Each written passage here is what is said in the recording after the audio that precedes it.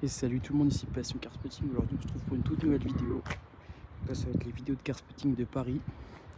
Pour le faire mais vite fait, mais nouveau Ford Raptor que je vous ai filmé, mais ce sera pas la vidéo là. Donc là je vous disais vidéo Carspotting à Paris, je pense qu'elle sera en 2 parties.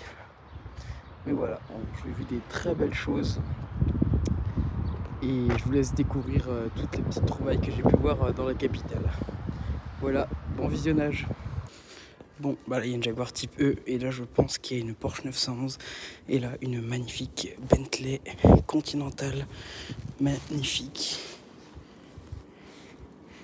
vraiment sublime, une voiture vraiment splendide, noire, en config parisienne. En plus elle est vraiment très très propre, il n'y a pas une trace de saleté sur le véhicule, c'est sublime voiture. Je suis tombé sur une voiture vraiment pas commune, une Mercedes V12, je n'ai plus le nom exact en tête, mais à cette époque-là, je sais que BMW et Mercedes, d'ailleurs il y a beaucoup de vieilles Mercedes, aimaient sortir des voitures coupées comme ça en V12. Ouais, c'est marrant parce qu'il y a vraiment beaucoup de classiques. Donc là on est au parking de place Vendôme à Paris, et voilà une petite, j'ai envie de dire pas SL, je sais plus du tout le nom en tête, mais V12. Magnifique Jaguar F-Type, magnifique Porsche 911. Et là-bas, on a une très belle Aston Martin Rapide S, si je ne dis pas de bêtises. Un bleu, une config assez discrète, jaune grise. Intérieur un peu camel beige. Très très belle. Vraiment magnifique. Une voiture qui en sort dehors de l'âge, mais qui vieillit pas non plus énormément. Comme beaucoup d'Aston Martin, je trouve.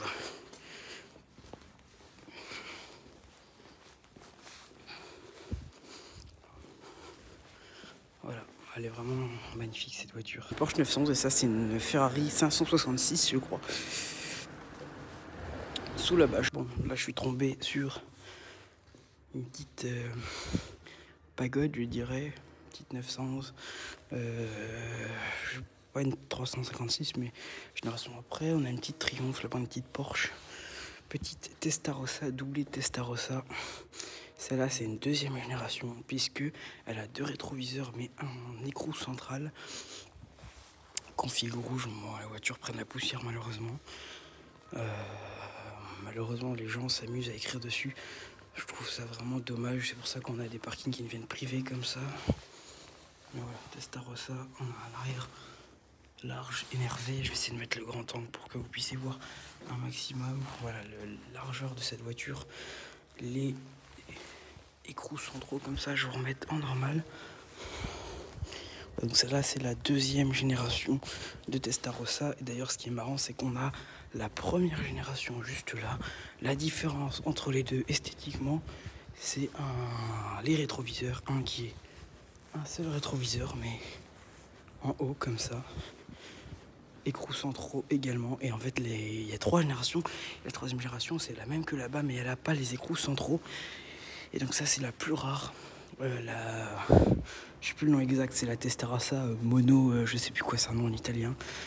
C'est la plus rare, puisque c'est la première génération, celle qui c'est le moins, où il y a le moins d'exemplaires. Voir un bel intérieur cuir noir. On n'a pas la vitre en plexiglas. À l'époque, je ne sais pas s'il l'a proposé cette voiture, mais je ne crois pas. Les feux qui se lèvent. Et là, je crois, si je dis pas de bêtises, il y a un trou. Aujourd'hui, j'ai beaucoup de mal à trouver le nom des voitures, mais je crois que c'est une Ferrari 346, qui est la génération, c'est l'équivalent, mais celle-là, c'est la génération vraiment après. En intérieur, on voit déjà, surtout au niveau du volant, que c'est pas la même génération. Oh, voilà, c'est marqué là, je suis désolé. Ferrari 355 GTS. Là, j'aime vraiment beaucoup. Designé par Pininfarina. Alors, on voit bien le travail de l'aérodynamisme de cette voiture qui est vraiment très très jolie. J'aime beaucoup cette petite 355 GTS du coup. Et GTS parce que elle est convertible, donc décapotable. Et voilà. beaucoup de très belles voitures, dont une Aston Martin que j'allais vous filmer là-bas. Une petite DBS.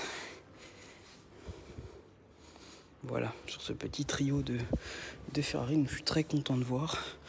D'ailleurs, un beau petit Range Rover autobiographique qui est vraiment très très beau, qui nous vient en plus d'un pays qui n'est pas courant, même s'il y a beaucoup de belles voitures là-bas, d'Andorre. Voilà, V8 sur là-dessus.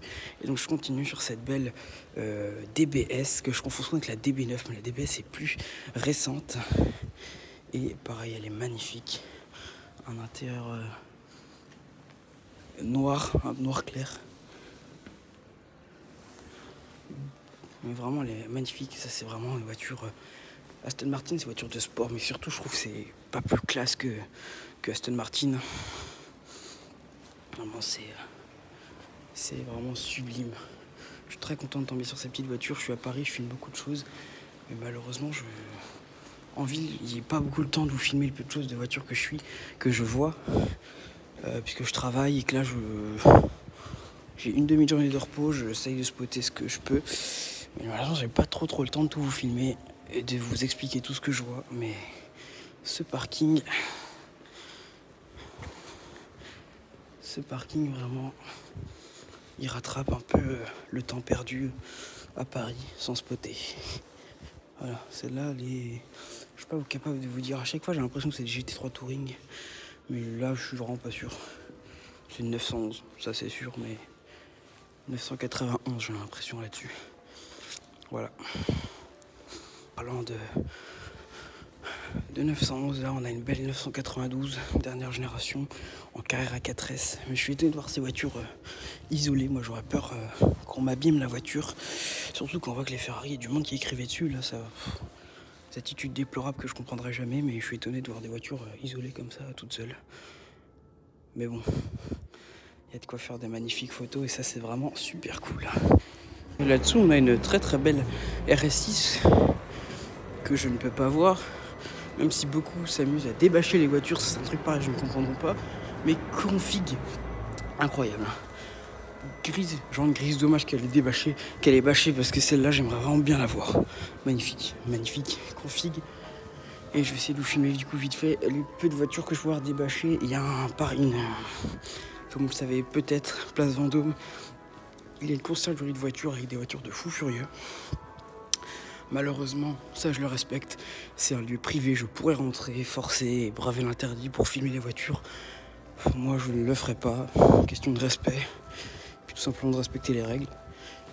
Même c'est dommage, je sais qu'il y a des voitures vraiment 300 SL, des voitures qui coûtent des millions, mais je vais respecter les règles et je vais ne pas y aller, même si j'adorerais. Porsche 993 qui doit pas bouger depuis longtemps de ma vie, vu l'état. Mais assez joli à voir. Là je suis tombé sur un étage que j'ai oublié. Bentley, Clagé, petite SL là-bas, 911, petite Boxster là-bas, mais vraiment cette Bentley. À l'époque, Bentley et Rolls-Royce travaillaient ensemble et produisaient la même voiture. Donc c'est pas étonnant si vous voyez une fois la même en Bentley et l'autre en Rolls. Le nom, j'ai envie de dire Corniche. Mais je suis pas sûr.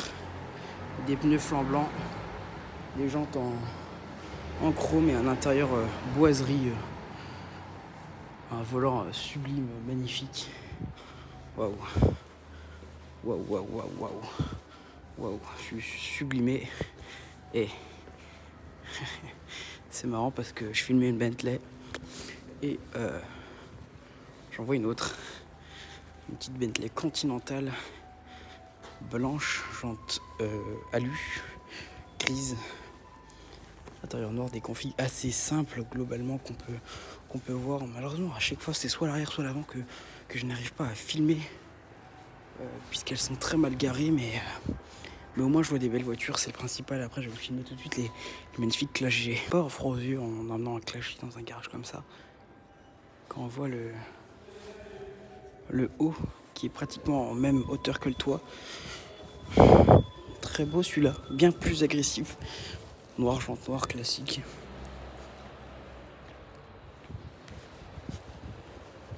Vraiment sublime. Mais celui-là, vraiment, j'ai un petit penchant pour lui parce qu'il est vraiment sublime. Blanche, genre grise, les beaux pneus cirés. Il nous vient de Monaco. Il est matriculé en France. Mais on voit le logo Monaco. Puis 06, c'est le département à côté de Monaco. Donc je pense qu'il vient de Monaco, ou du moins... Ah, oh. Alors, une voiture adaptée pour les handicapés. Donc c'est la première fois que je vois ça sur un Clash G. Mais franchement, à l'intérieur, il est vraiment... Waouh. Franchement, la config de celui-là, vraiment, il en jette. Oh, oh. Toujours la petite Bentley qui est juste là. Et puis là aussi, d'ailleurs, c'est bien abîmé malheureusement. Le protège-roue en alu, tandis que lui en carrosserie. Mais vraiment, c'est très stylé. La config là, franchement, 10 sur 10. Moi, j'adore. J'ai des surprises de fou. On voit une 911, 997, une classique. Là, j'arrive pas à voir ce que c'est. 992, 964, une Turbo S magnifique, une petite Jaguar. XJ quelque chose, je ne sais pas, je ne sais plus plutôt. Cadillac Escalade là-bas, RS4 magnifique. 911, Turbo S, les échappements carrés qui signifient qu'il y a un échappement classique, même si la plupart ont un échappement rond. Et les ronds, c'est tout simplement les jantes, les échappements sport. Et d'ailleurs, elle a des jantes de sport classique, super belle. L'aération, la typique, la Turbo S 992, ils ne l'ont pas fait en turbo.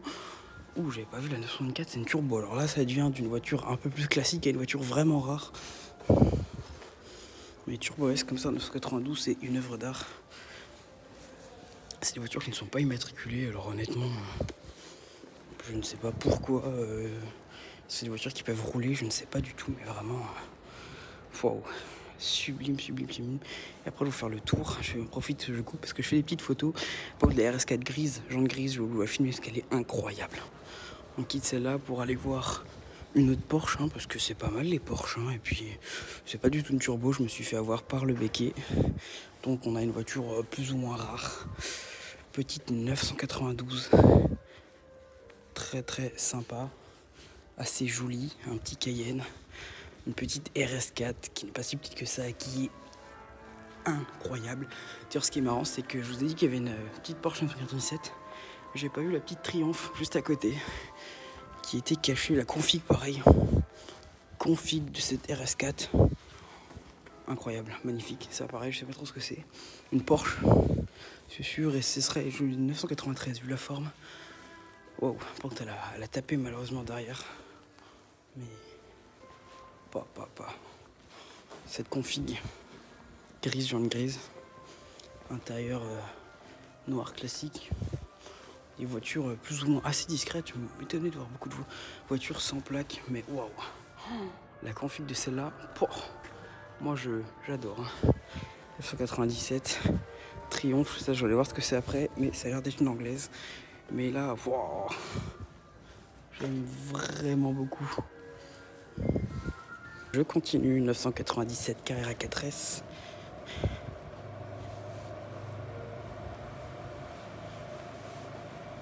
Ça, c'est une petite Triumph Austin.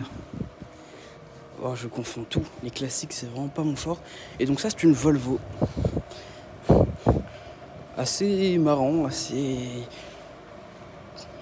À l'époque, je crois que Volvo n'avait pas autant la cote que maintenant. Mais c'était une marque qu'on voyait souvent, voire plus que maintenant. Puisque maintenant, c'est des voitures assez haut de gamme, Volvo. Un intérieur vraiment atypique. Classique, surtout des sièges incroyables. C'est là où on peut voir qu'elles ont un état incroyable. Mais vraiment sublime cette petite Volvo. Alors ne me demandez pas, 122S. Donc demandez-moi, c'est une Volvo 122S, je le sais. Du moins, je sais lire, donc ça aide beaucoup. Donc on va quitter cette partie-là du parking et je vais découvrir en même temps que vous ce qu'il y a du côté-là. Même si j'avoue que je ne sais pas du tout. Et petit Levante, un gros Cadillac Escalade que je vais vous filmer. Et je vois une Bentley également.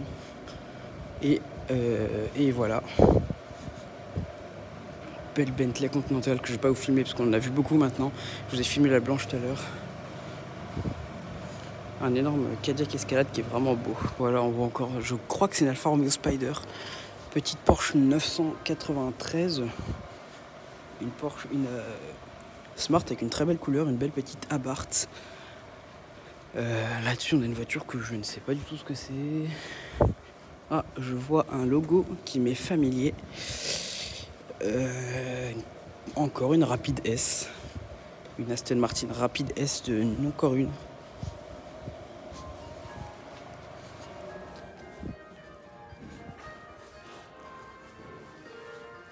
Magnifique.